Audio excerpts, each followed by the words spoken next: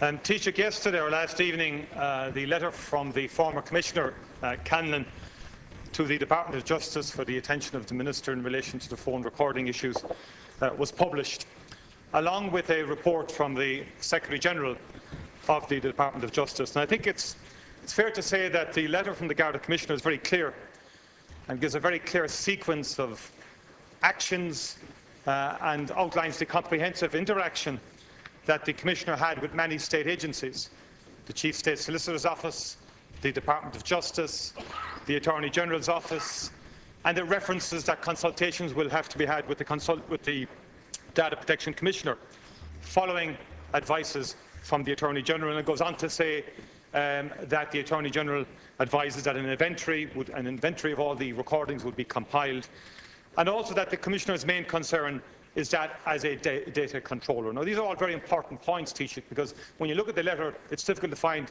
anything wrong with how the Commissioner responded to the issue, both legally and within his duties, in terms of the comprehensive nature of his response. The Secretary-General report is also interesting, but leaves many questions unanswered. But on one particular issue, Taoiseach, it's very clear that the Secretary-General is saying that he briefed the Minister on the content of that letter on the Monday evening before the Cabinet meeting at 6 p.m. While accepting that the Minister didn't get the actual copy of the letter until the following day, he was clearly briefed on the issue.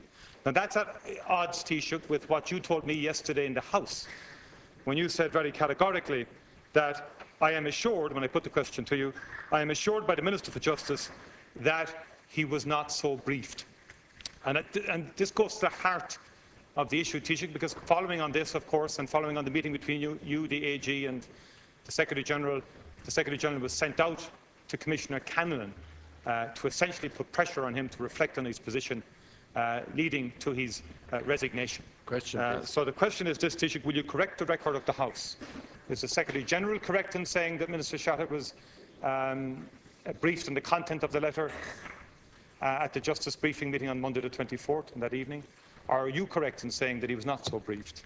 And secondly, Taoiseach, do you accept that at the meeting that you held with the Minister for Justice, the Attorney General and the Secretary-General, that you should have been told about the existence of that letter from the Commissioner before the Secretary-General went out to the Commissioner's house? Taoiseach? Sorry, you're not the Taoiseach. I'll call the Taoiseach. Thank you.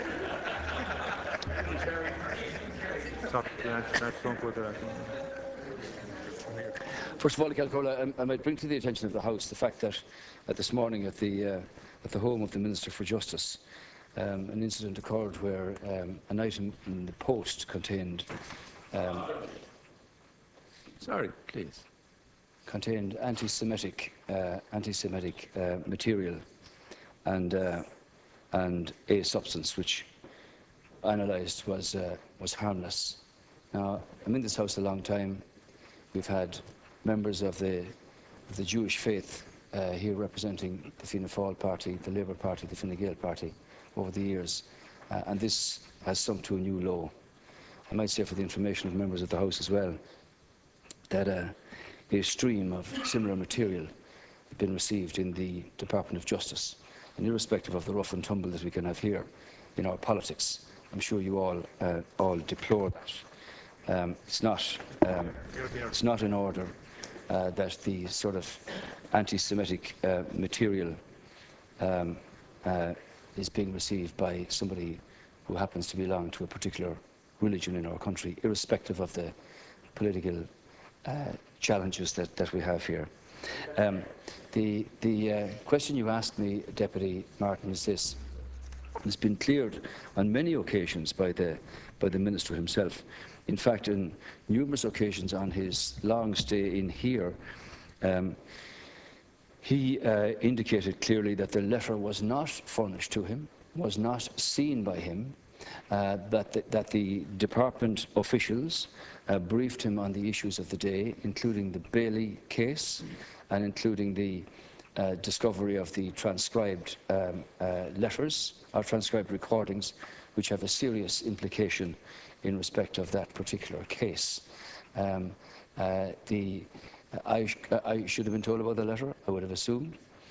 though when I spoke to the Minister and the Secretary-General, I was coming from a position of having been briefed by the Attorney-General on the wide range of issues here, the discovery process, the transcribed tapes, the existence of a much wider systematic business of having tape recordings made in numerous Garda stations all over the country.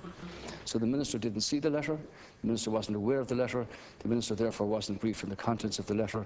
He was briefed on the issues that had arisen, including the nature of the Bailey case, which was quite explosive in terms of its content of those tape recordings. Let's say to you, this is an example, Deputy Martin, of information being brought to government level, where government have responded speedily and decisively, in the sense of putting together a commission of investigation to look into these matters, to sort this out once and for all, and to put in place a structure which will provide an independent Garda authority, where political accountability will still remain with the Minister of the day to this House. That's a long way, I might add, from your own style of refusing to speak to former Fianna Fáil Ministers for Justice.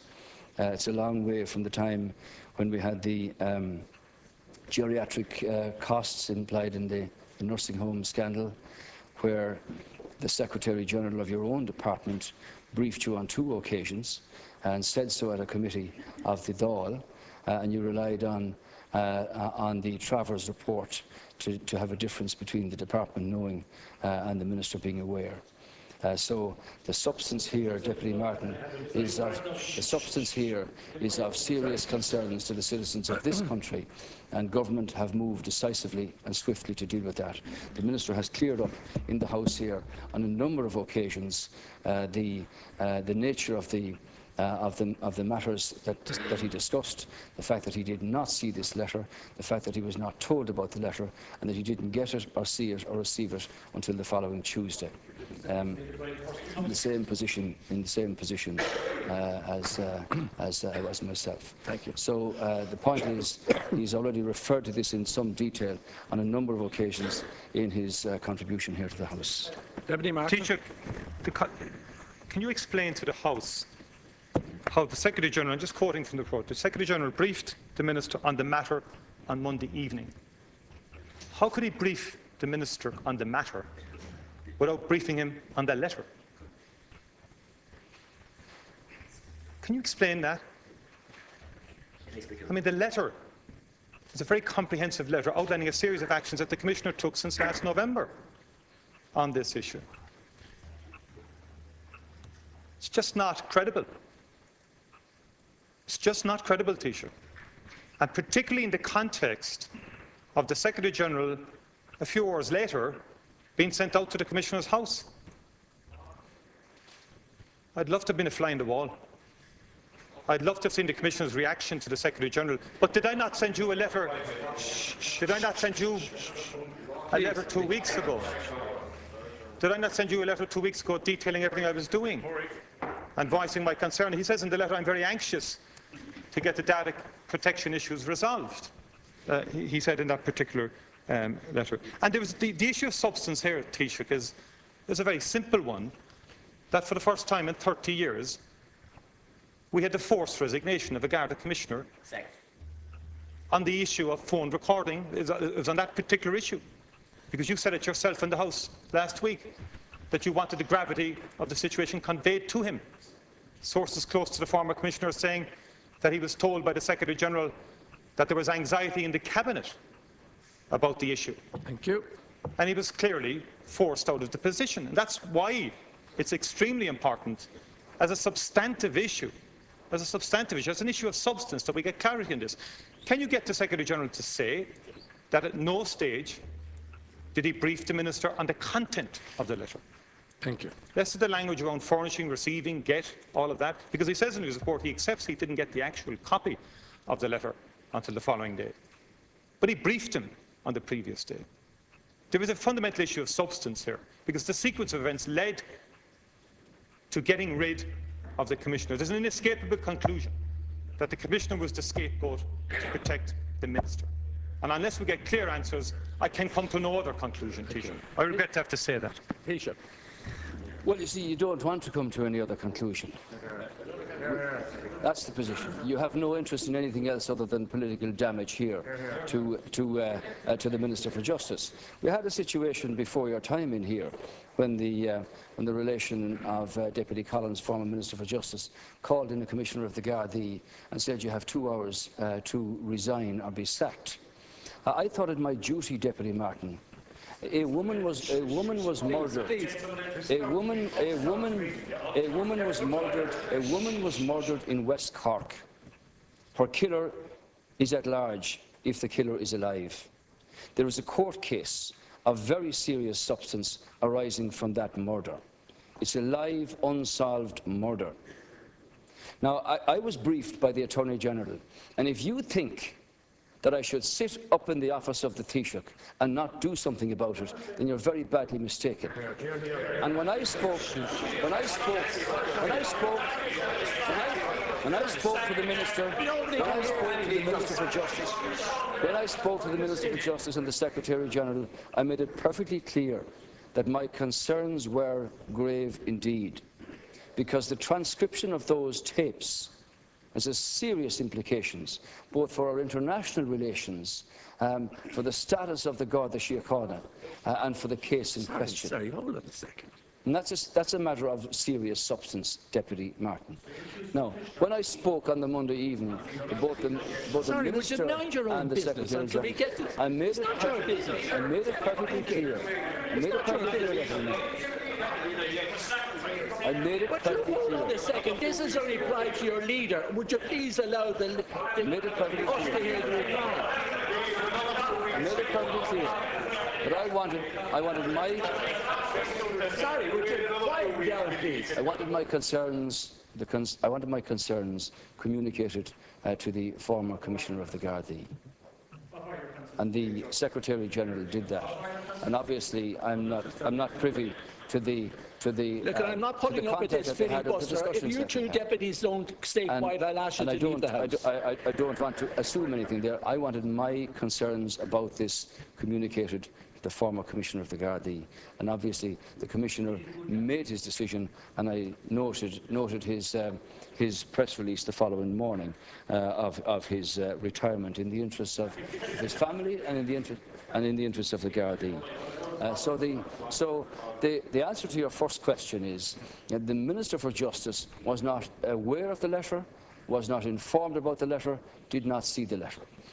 The briefing that began in the Department of Justice was interrupted by myself at 6 o'clock to call him over to the Department of the Taoiseach.